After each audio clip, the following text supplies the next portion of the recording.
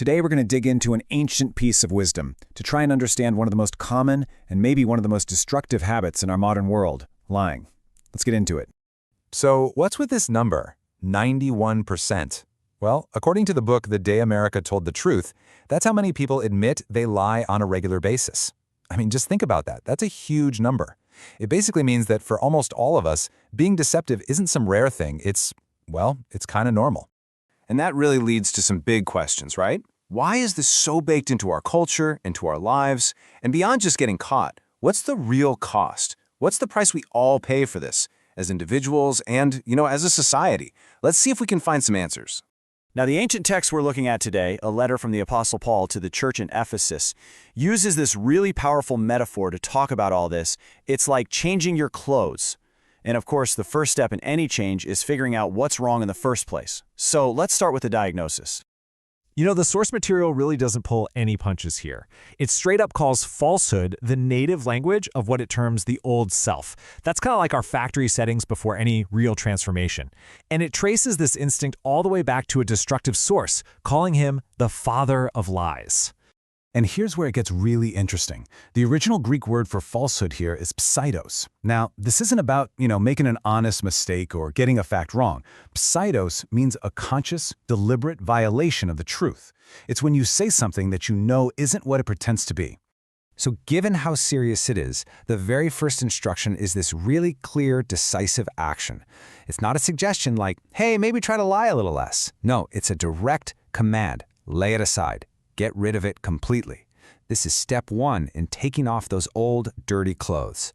And that Greek phrase for laying aside, it's apotithemi, and it paints such a cool picture. The word was actually used to describe runners back in the day, literally stripping off their heavy, bulky clothes right before a race.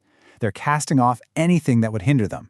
So the text is saying, shed deception like it's a heavy coat that's just slowing you down.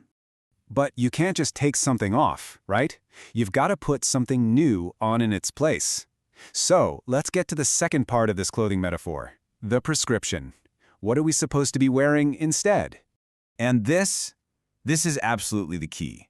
The instruction isn't just a negative. It's not just don't do this. It's a positive, active command, speak truth. It's all about replacing that destructive old habit with a new one that actually brings life. And the Greek word for truth is aletheia. It means something like unconcealed reality.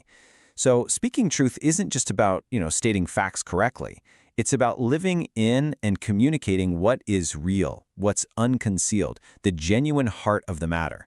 It's about being a person of reality. This chart here really lays it all out perfectly. It's a complete transformation. You have the old self, whose habit is falsehood, which leads to corruption and decay.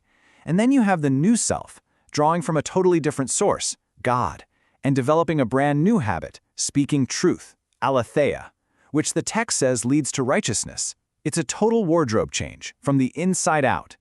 Okay, so we're told to take off lying and put on truth. Got it. But why? What's the deep down reason this is so important? Well, this next part gives us the rationale, and it's all built on one incredibly powerful idea: community. And it's a totally fair question, isn't it? I mean, if 91% of people are doing it, maybe lying is just, a necessary evil to get along. So why does this ancient text treat it like it's this fundamental, non-negotiable rule for a healthy community? And here's the reason. It's so simple, but it is so profound. We are supposed to speak truth to each other because we are members of one another. We're not just a collection of individuals bouncing around. We're connected. We're parts of a single body. And honestly, that one idea changes everything. The theologian John Stott just nails the practical side of this. Think about it. You can't have a real community, real fellowship, without trust. It's impossible. And you absolutely cannot have trust without truth. Lies are like termites, just silently eating away at the very foundation of all of our relationships. This analogy from John MacArthur makes it even more clear. Just imagine your own body. What if your eyes decided to lie to your brain about that curve up ahead in the road? You'd crash. The system would completely break down. Lying to someone you're connected to isn't just hurting them. It's an act of self-harm. It's like your own hand trying to deceive your own foot. And this image of giant sequoias, It's just the perfect picture of this whole principle in nature. These incredible, massive trees don't stand so tall because their roots go way, way down deep. Nope, they stand tall because their roots spread out wide and shallow, and they literally intertwine with the roots of all the other sequoias around them. Their strength is their connection. And lies just sever those connections, leaving every single one of us weaker and more vulnerable. All right, so what does this all mean for us, in our day-to-day lives? How do we actually apply this ancient wisdom in a world where lying just seems to be everywhere? Let's talk about the takeaway. I think the most important thing to get is that this isn't a one-and-done decision. It's a practice. It's a discipline. Putting on these new clothes of truthfulness is a choice we have to consciously make every single day, in every conversation. It's about building an entirely new habit of integrity. And the source material gives us a few practical ways to do this. First, to actively speak things that are true and life-giving. Second, to have the guts to expose falsehood when it's causing real harm. And third, to lovingly challenge the people in our community to live by the same standard of truth. Because remember, we're all in this together. Which brings us to our final question, something to really chew on. So often we tell a lie to protect ourselves in the moment, right? To save face, to avoid an awkward conversation. But this text challenges us to think so much bigger.